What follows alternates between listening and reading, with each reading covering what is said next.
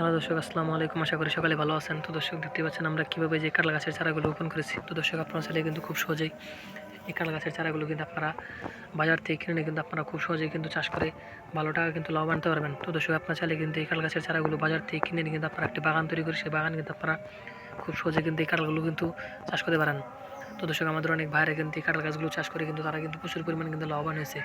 তো দর্শক, তারা কিন্তু এই কাঁঠালগুলো কিন্তু বাজারে নিয়ে কিন্তু বিক্রি করে থাকে। তো দর্শক, আপনারা কিন্তু চাইলে খুব সহজে এই কাঁঠাল গাছের চারাগুলো কিন্তু আপনারা বাজার থেকে কিনে নিয়ে কিন্তু আপনারাও খুব সহজে কিন্তু আপনারা চাষ করে কিন্তু প্রচুর পরিমাণে কিন্তু লাভ আনতে পারবেন।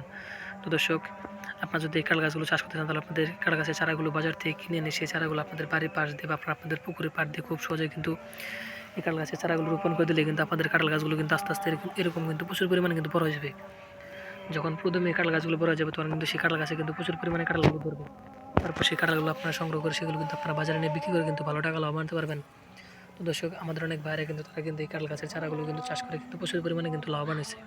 আমরাও কিন্তু এই কাঁঠাল গাছের চারাগুলো কিন্তু চাষ করে প্রচুর পরিমাণে কিন্তু লাভবান হয়েছি। আমরা কিন্তু আমাদের বাড়ির পাশ দিয়ে বা আমরা আমাদের পুকুরের পাড় দিয়ে কিন্তু এই কাঁঠাল গাছের চারাগুলো কিন্তু রোপণ করেছি। তো দর্শক, আপনারা চাইলে কিন্তু খুব সহজে কিন্তু এই কাঁঠাল গাছের চারাগুলো কিন্তু এইভাবে আপনাদের বাড়ির পাশ দিয়ে বা আপনাদের পুকুরের পাড় দিয়ে কিন্তু খুব সহজে কিন্তু চাষ করে ভালো ধরনের লাভবান হতে পারবেন।